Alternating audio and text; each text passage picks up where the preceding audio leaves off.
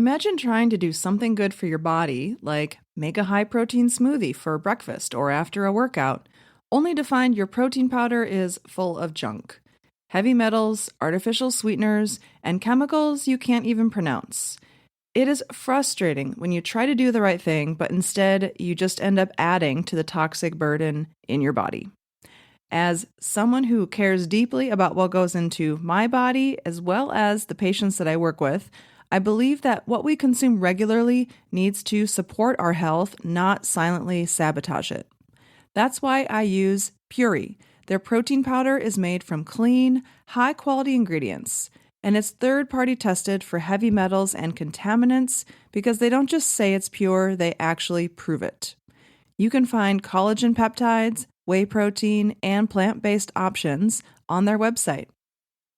Check them out at puri.com. That's PUORI.com,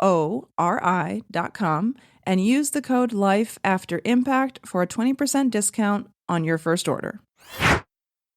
I knew at that moment from how clear my brain felt that this was the answer to fatigue. Welcome to Life After Impact, the Concussion Recovery Podcast. I'm Dr. Ayla Wolf, and I will be hosting today's episode where we help you navigate the often confusing, frustrating, and overwhelming journey of concussion and brain injury recovery.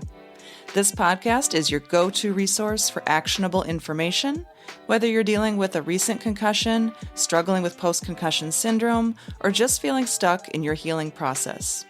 In each episode, we dive deep into the symptoms, testing, treatments, and neurological insights that can help you move forward with clarity and confidence. We bring you leading experts in the world of brain health, functional neurology, and rehabilitation to share their wisdom and strategies. So if you're feeling lost, hopeless, or like no one understands what you're going through, know that you are not alone. This podcast can be your guide and partner in recovery, helping you build a better life after impact. Dr. Ayla Lysyk, welcome to the Life After Impact podcast. I am so excited to have you on the show and to talk about a very interesting therapy that you do that I had never heard of until I met you. So why don't you start out by giving us some background on how you got interested in neurology? You started out as a doctor of chiropractic, and that has led you on probably quite a journey to where you are now. So give us some background on your interest in neurology, and then how you got interested in kind of post-concussion syndrome and really focusing on the fatigue aspect of the brain. Absolutely. So thank you for having me, Dr. Ayla. I appreciate that. And we met at a Carrick seminar. We were sitting in the pool after the seminar, and we were chatting. This was during this COVID craziness. And you're like, you need a hot yoga dome. And I'm like, I don't even know what that is, but we were talking about yoga. And so I want to give you all the credit that I have this large internal in my house igloo that I blow up and I do yoga in, thanks to you, my dear. Well, you're welcome. I mean, people are like, what are you doing? I'm like, hot yoga. Yeah. I mean, during the pandemic, I was like, I need to do my hot yoga. And I found this hot yoga dome that lets me do it at home. Right. Awesome. So neurology for me was born of really trying to figure out how to get out of the chiropractic practice. I was frustrated that I wasn't making the differences I was hoping to make in my patients' lives. And so I went on a journey of what am I going to do next? And so I was like, well, maybe I'll just go sell cars because I'm pretty sure I could. But I don't really know anything about cars. So I thought, well, maybe I should check this out a little bit better. And so there was a conference on whiplash, and that was being held in Chicago. So I told my husband, who practices alongside me, that let's go to Chicago and go to this whiplash seminar and see what we learn. Well, it was like winning the lottery, because Dr. Carrick was the presenter. Had no idea who that was. But when things happen to me or for me or to get me redirected in life, they usually happen within the first minute of a conversation. And so Dr. Carrick got up at this conference and spoke. And within 1 minute, I was done. And I'm like, I'm going to be absolutely learning what this gentleman right here in front of me is saying, because he had a massive paradigm shift within 60 seconds of speaking to me. I forgot other people were in the room. So shortly after that seminar, literally the entire Carrick neurology program started in Minneapolis. And so it was within 2 weeks, we were already registered for the program, and both Kelly and I, my husband, went through the Carrick Institute initial training series. That took us a couple years. We completed that, took our board certification, and we literally started in the world of brain, and loved every part of it. Loved every part of it. You know, as you know, when you just get out of that program, you're just trying to figure out what do you do with all this information.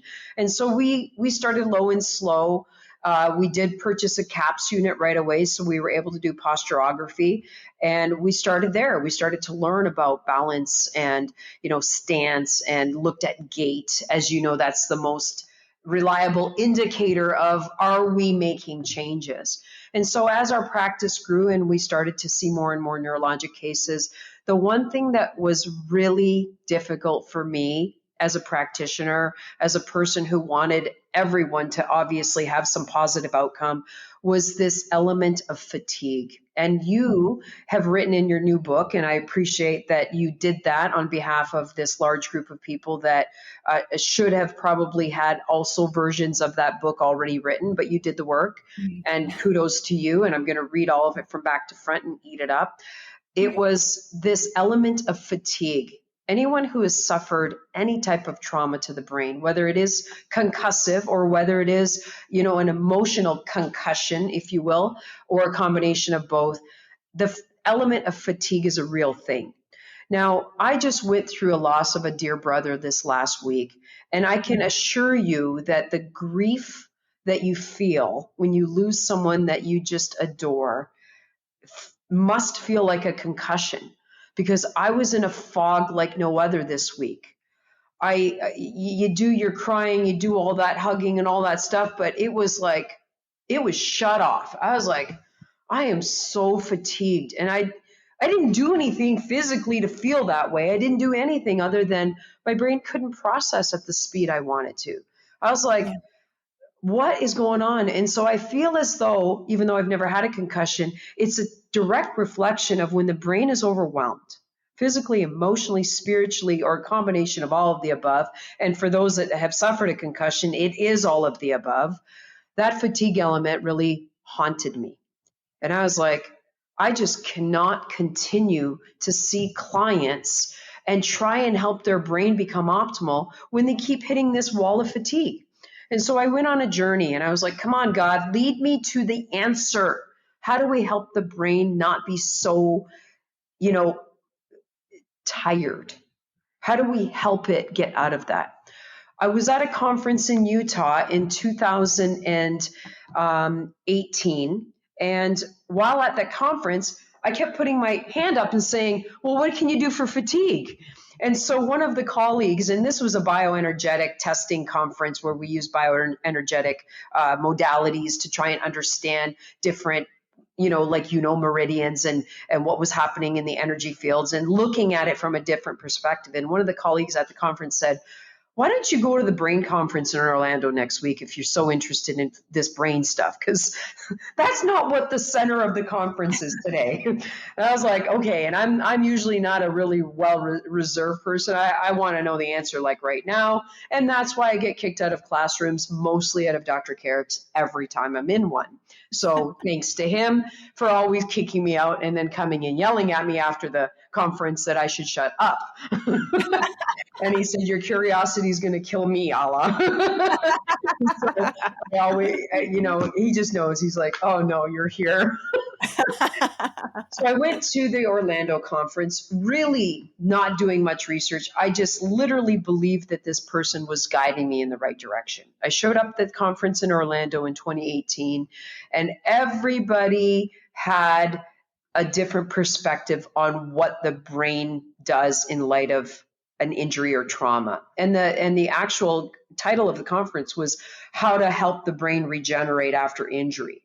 And so I thought, well, this is the right one. And it was about 500 participants. It was a culmination of MDs, DOs, DCs, neurologists. There were people doing stem cell research. It was like a whole smorgasbord of different specialties trying to figure out what to do. For the first 2 days of that conference, the people that got up and said, what they said, and they lectured about what they lectured, all were focusing on how to influence the brain. Do neurofeedback, biofeedback, do vitamins, minerals, medications, and even one talked about stem cell research, which was very interesting. I had not known anything about that at that point.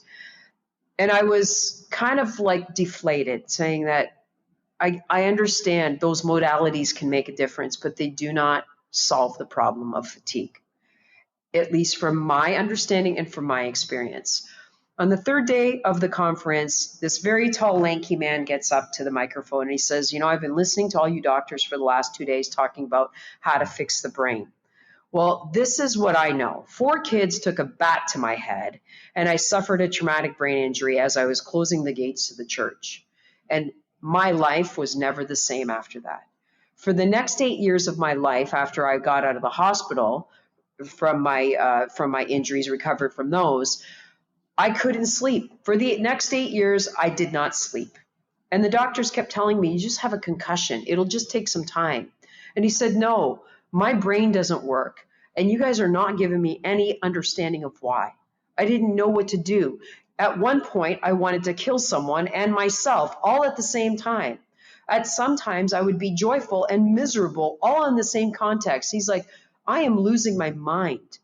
I had no energy. I could no longer think. Even though I was an engineer by training, I could still calculate, but I couldn't think. I had this overwhelming fog. I had such a dysregulated mood.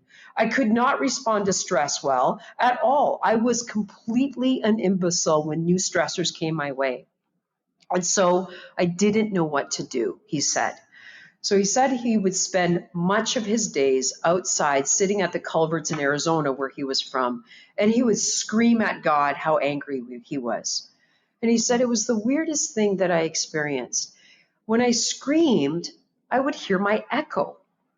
And for some reason, my brain took whatever that was, and it made me feel different. And he said, I have no idea what this even means. And he started to think about, what is it that makes my brain feel this way when I hear my echo? So he spent more and more time in nature as he continued on with his explanation of who he was and why he was at this conference. And he said, I think that the sounds of nature have something to do with the brain's capacity to relax. And he wanted to understand why. So he started to feverishly study the brain, and he started to learn everything about brain anatomy, physiology, the electrical activity. And he said, you know what? I can measure the brain's electrical activity. I'm an electrical engineer. I understand that stuff better than anyone. And so he said, I started measuring the brain activity. And then he thought, how do I tell the brain what it should do or is doing in real time? How do I tell it what it's doing? Just like when you look in a mirror and you see your own reflection, he said, how do I tell it what it's doing through a reflection? And so he learned from his studies of brain that the visual system uses way too many parts of the brain. So it would be very difficult to measure data. But the acoustic, the sound, is in this temporal lobe. And what he also found was that is where the autonomic nervous system lives. And that's the regulator of autonomics. He's like, I wonder if I can use sound. And so that's when he developed his technology, which was initially called brain optimization. And now it's called Cereset, which means cerebral reset. And he said, I'm going to give the brain, as fast as I can, its actual acoustic or its actual echo from the sensors that I place in different locations of the brain. So he used EEG technology, which was well vetted, and he wrote an algorithm to give the brain, or the ear, if you will, an immediate echo of the output from those sensors through his proprietary algorithm.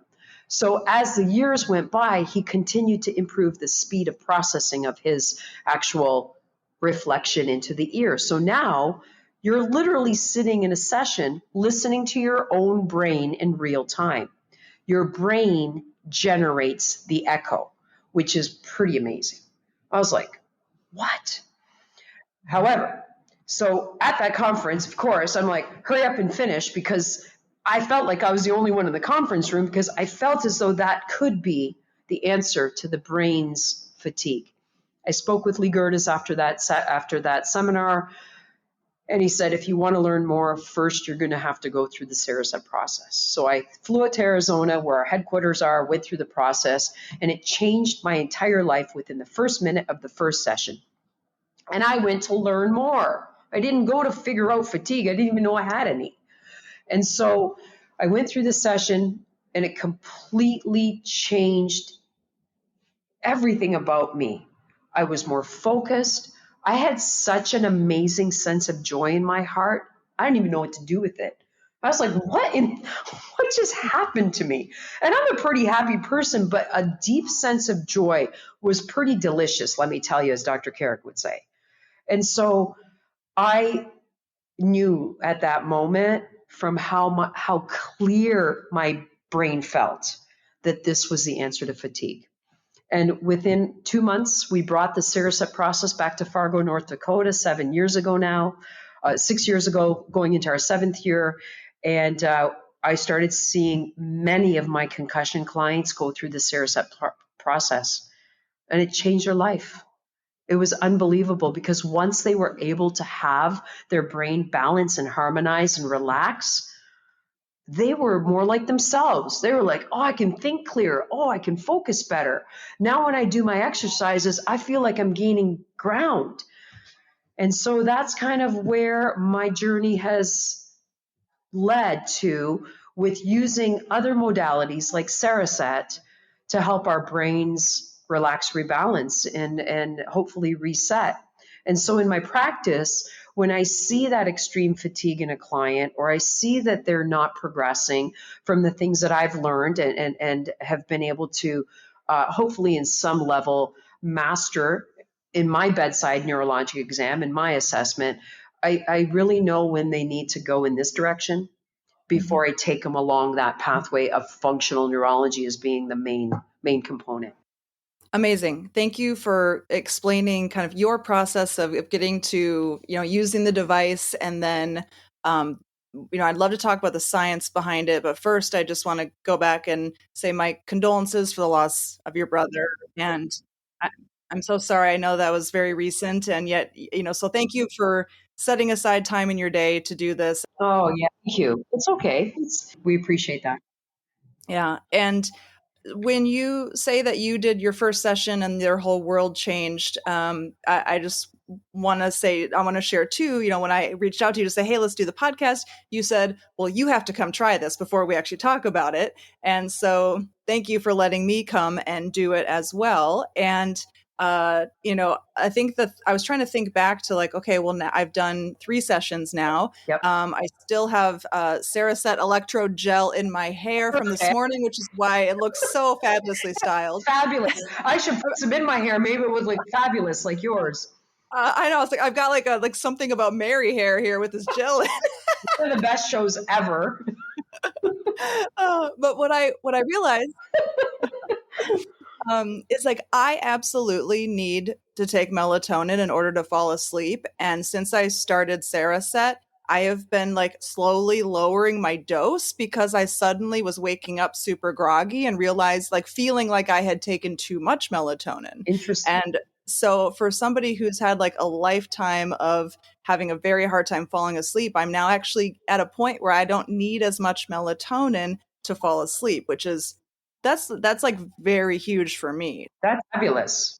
Yeah, that's what I noticed. So for people who have never heard of Cereset, they don't know the process. There's a couple of steps involved. Yes. So let's start with step 1 and walk us through the process. Absolutely. So in order for us to understand if Cereset is the best next step for a client, and we do see a lot of post-concussion clients because of the fatigue factor that I went on that journey for, but we also see clients with neurodegenerative diseases or early onset dementia. We see Parkinson's. We see people with just PTSD, not just, but PTSD, and from different grades of PTSD, from someone who's having trouble focusing in school and feeling unsuccessful, or someone who has truly lost a loved one or perhaps have been injured or traumatized themselves. So we always want to understand what is the client's main goal, because Cereset is not a medical technology. It's an engineering technology.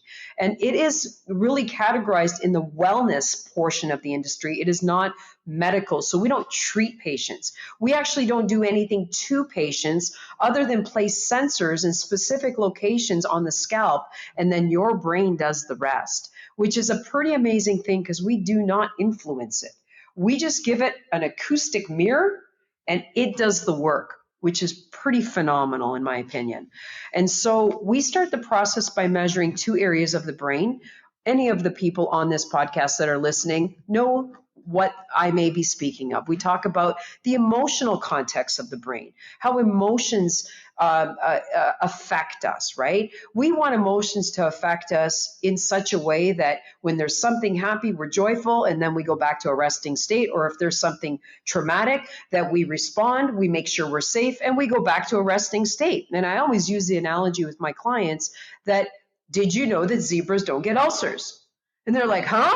I'm like, zebras don't get ulcers because the nature of the human nervous system is to be able to respond and then go back to a resting state so that you don't get sick. Well, we live in a world of a lot of eternal sickness, whether that's mental, emotional, spiritual, physical, or a combination of all of those. And so we want to measure two regions of the brain. The area over the eyebrows is what we at the Cereset model call the emotional fitness. So when I talk about Cereset, I talk about fitness because we're trying to optimize the brain. We're not trying to fix anything. It's not a medical technology. We're trying to optimize. So when we look at what your fitness capacity is in that area, when we measure a baseline using EEG electrodes, we're looking at, is there a dominance? Is there a left-sided dominance? Is there a right-sided dominance? So take into account, and you've experienced this, close your eyes, sit in a quiet room, no one's talking to you. We're going to stand right next to you, put EEG sensors over the forehead, and we're going to measure what your brain is doing at that moment in time, as fast as our processor can give us that feedback. And so then we learn, if your emotional centers are activated while you're in a quiet space, well, we know when you walk out into your world that they're probably not going to go back to a resting threshold. They're probably going to be further amped. So we want to understand, what is your brain's capacity to remain at a resting threshold, or is it amped? So I believe that when we did your baseline, I'm going to talk a little bit about yours, I believe that you had a right-sided emotional dominance. And I said to you, you're probably agitated, peeved or irritated. And you kind of thought about it when we first talked about it, and you kind of then said, I think it might be fear.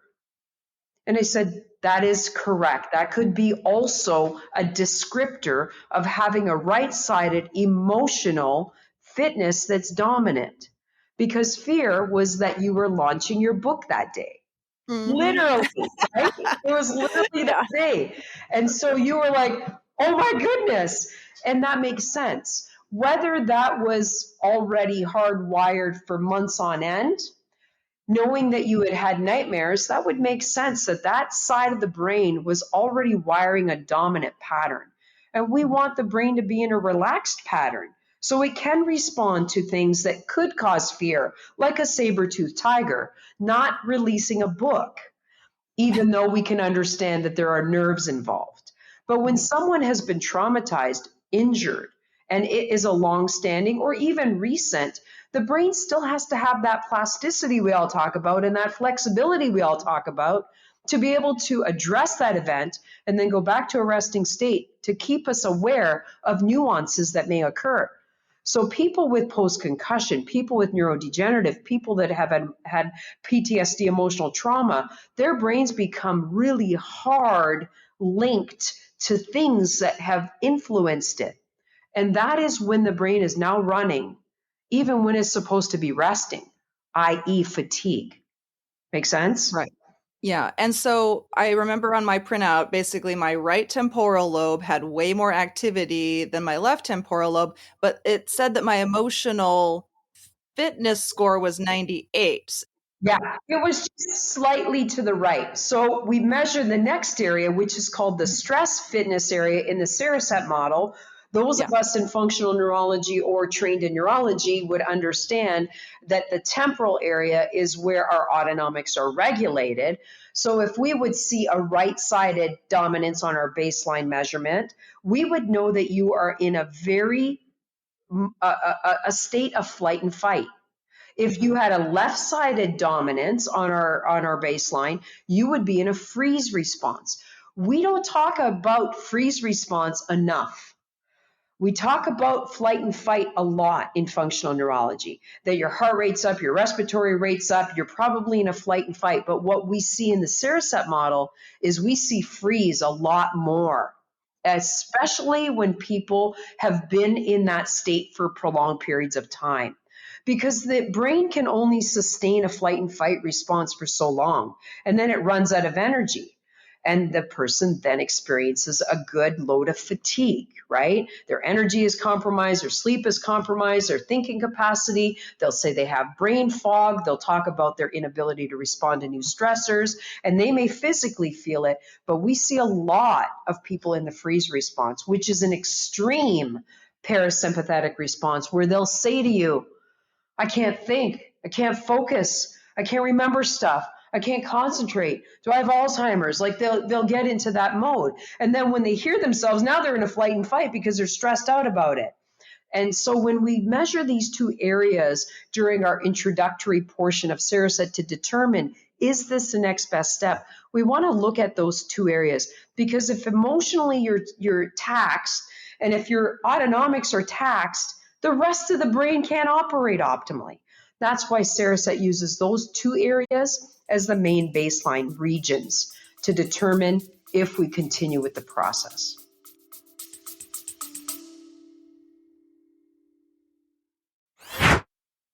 I've been drinking Purity coffee now for over 2 years, and one of the things that I absolutely love about Purity coffee is the fact that they do rigorous testing for mold toxins, pesticides, and heavy metals, which allows me to be able to drink their coffee and rest easy knowing that I am not consuming toxic chemicals, mycotoxins, or possibly heavy metals. I know a lot of our listeners are paying a lot of attention to their health and trying to do everything they can to stay healthy.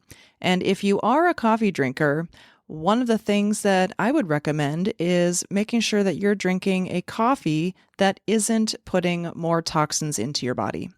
If you would like to try Purity Coffee, you can get 20% off your first order using our promo code LIFEAFTER20 by going to puritycoffee.com and entering that in the promo code box at checkout.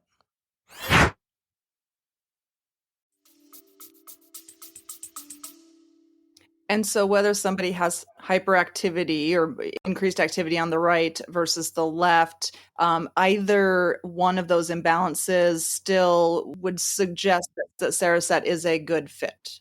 It could be a very good fit, but we also always base for our model how we run our Cereset, technology. It's always based on what is the patient, what is the client's goals, what are we trying to accomplish, what are we trying to change? Because if they are trying to, if they're trying to with the Cereset model mitigate Parkinson's, that we can't do that. We don't do that.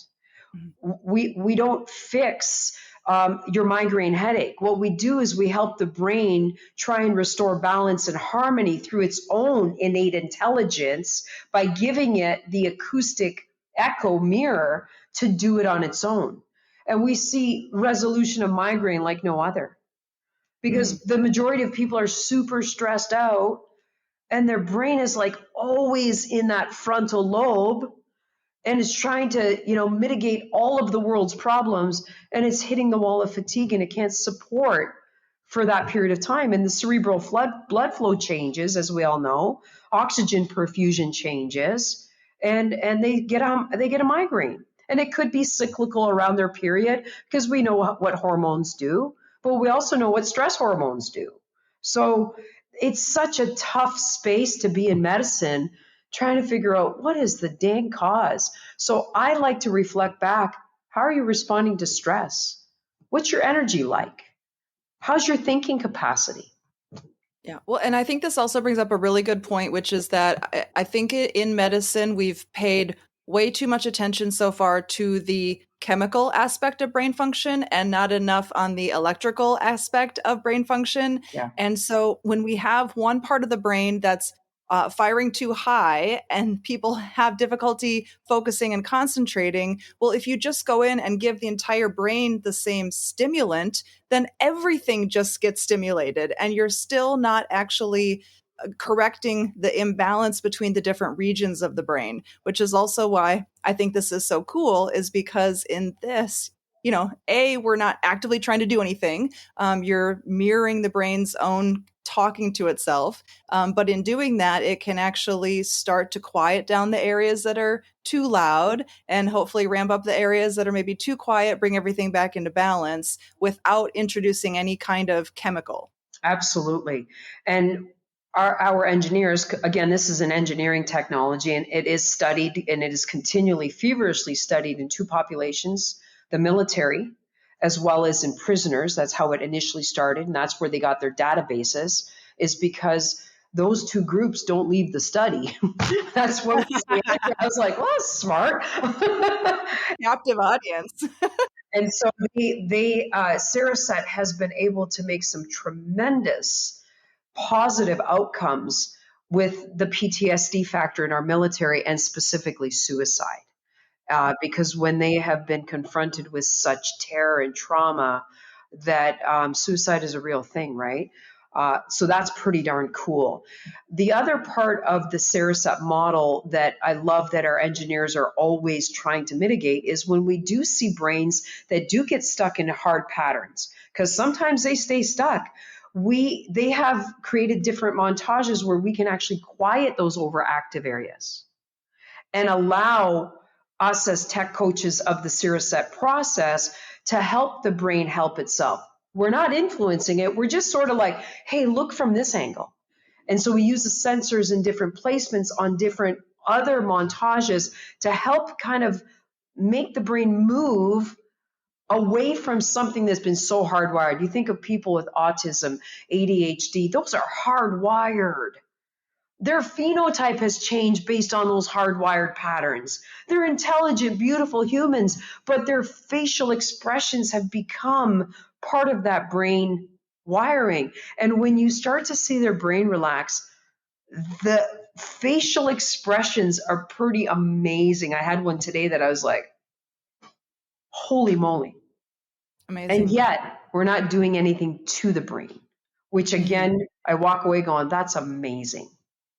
Yeah, yeah. So with my first experience, I'm laying there. I had these electrodes on my brain. I've got earbuds in my ears, and you hit play. You walk out the room, and as I lay there in the dark with my eyes closed, I'm listening to these like low notes, which almost sound like you're plucking a cello string, and then these high notes, which sound like someone's banging on a xylophone. And I'm sitting there, and I started laughing because I'm like, I'm spying on my own brain right now. Like, seriously, I'm going to use that line. I'm going to make t-shirts and be like, I'm spying on my brain. Yeah, and I couldn't stop grinning. I thought it was so funny. And then I was like, this is what my brain sounds like. This is my left brain talking to my right brain right now. And I don't know, for some reason maybe that's the joy you felt. You're like, I'm spying on my brain. So I thought that was pretty funny. Yeah.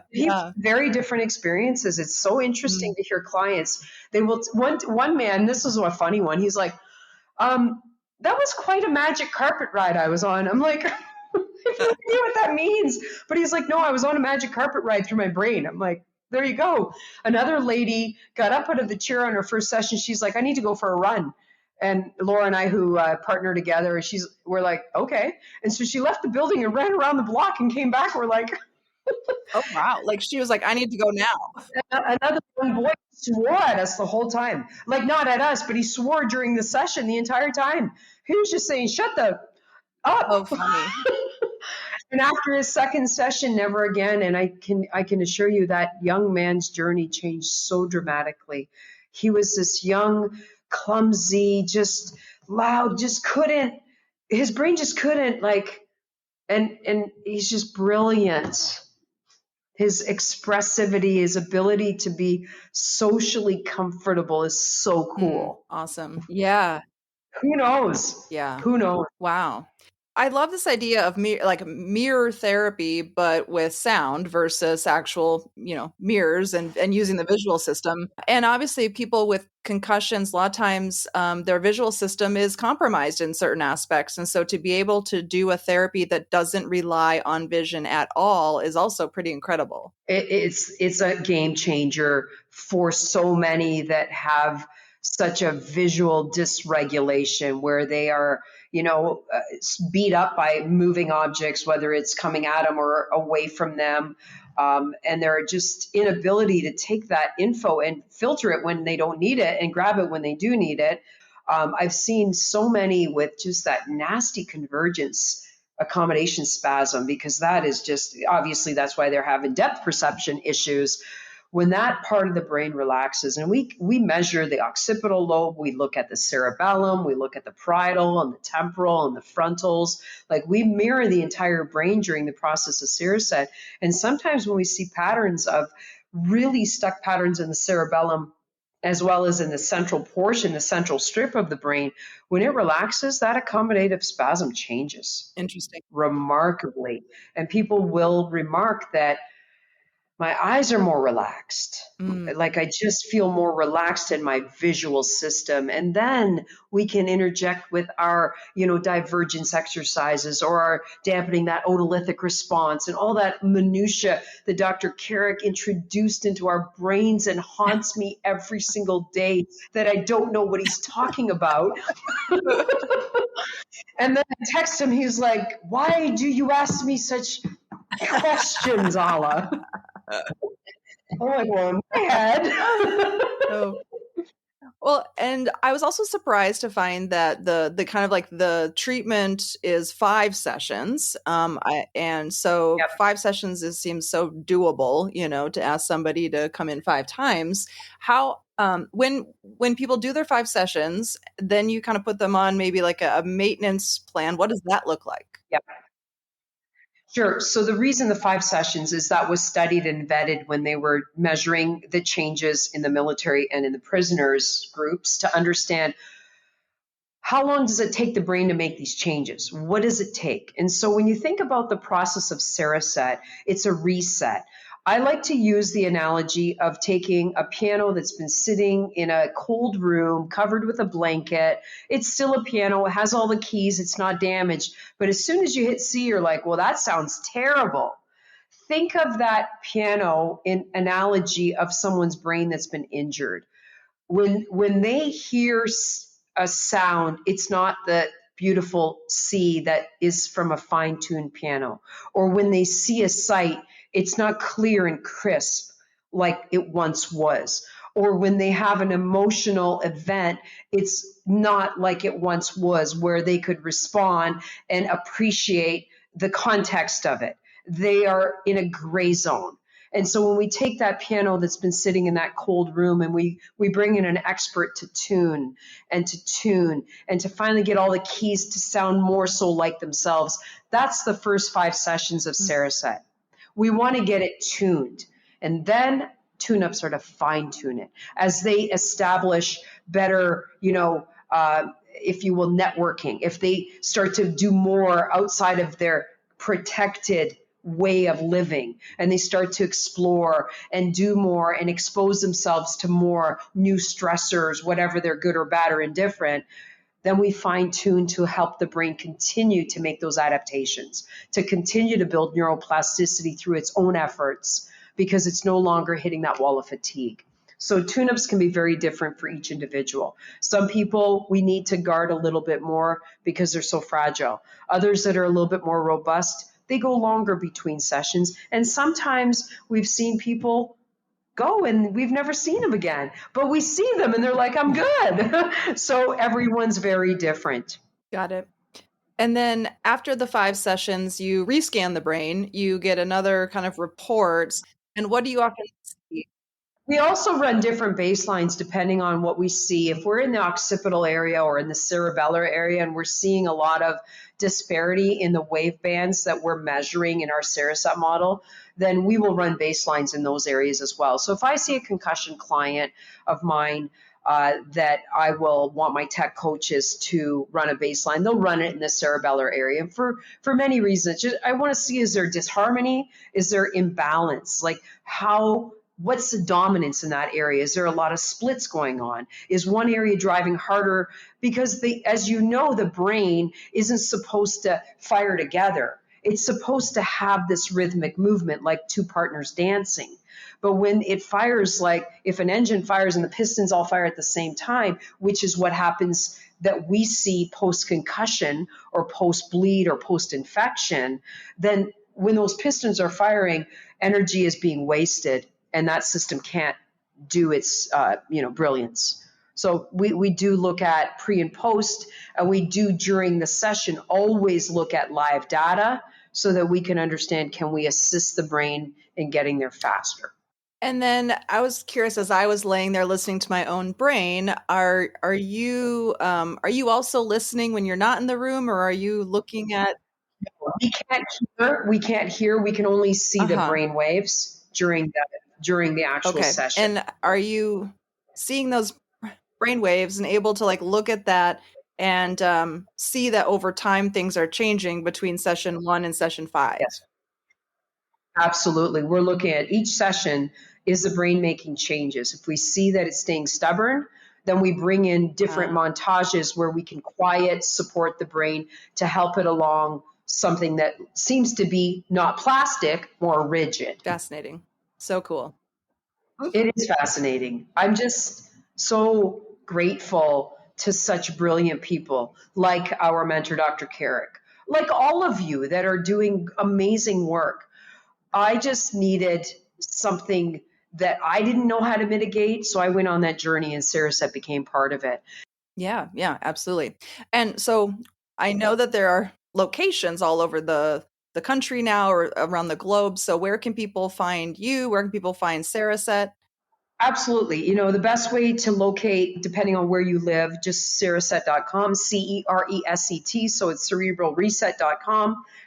We are located in Plymouth, Minnesota, so just by Minneapolis here, and we're also in Fargo, North Dakota, as far as my locations.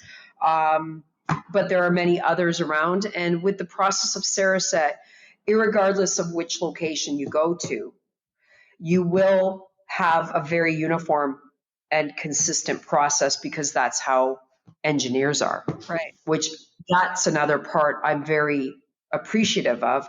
So the intra-examiner reliability is quite high.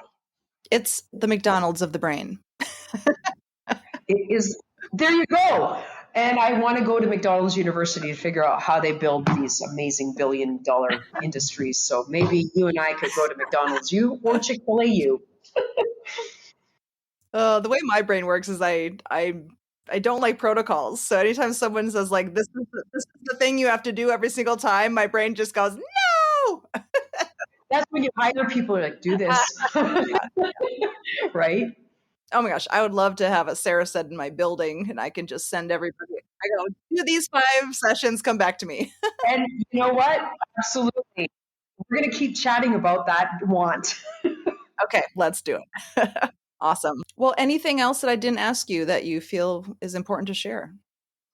I just think it's really important that we, as people who are taking someone's life into our own hands, I think that we need to know that we need to seek more help from multiple types of, if you will, specialties, because these people's lives depend on it. And I think that that's where we continue to learn. I think technology will bring more and more to our toolbox or our toolkit.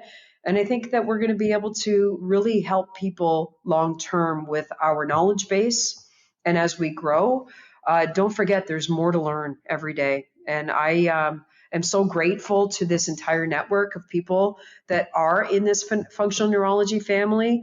Of course, to Dr. Carrick, I can't tell you that my life changed because he changed my paradigm. And so did Lee Gerdes that brought on Cereset.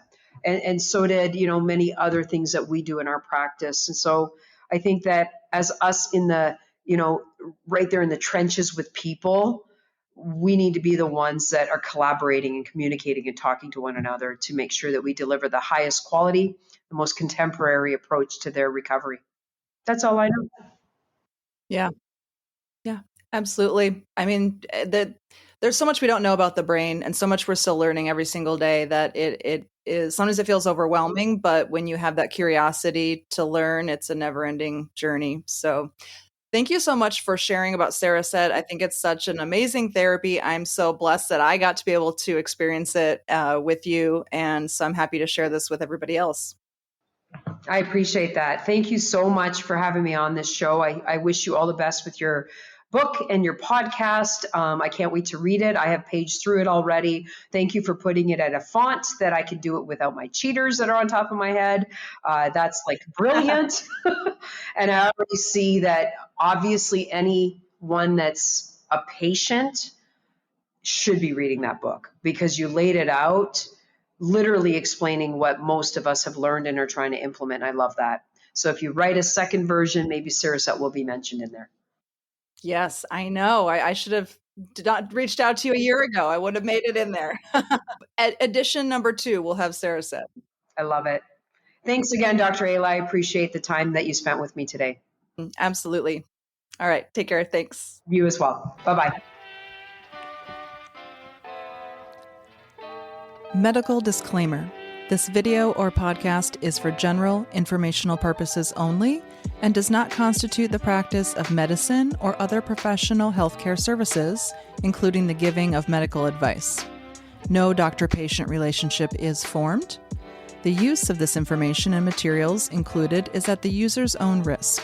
The content of this video or podcast is not intended to be a substitute for medical advice, diagnosis, or treatment, and consumers of this information should seek the advice of a medical professional for any and all health-related issues. A link to our full medical disclaimer is available in the notes.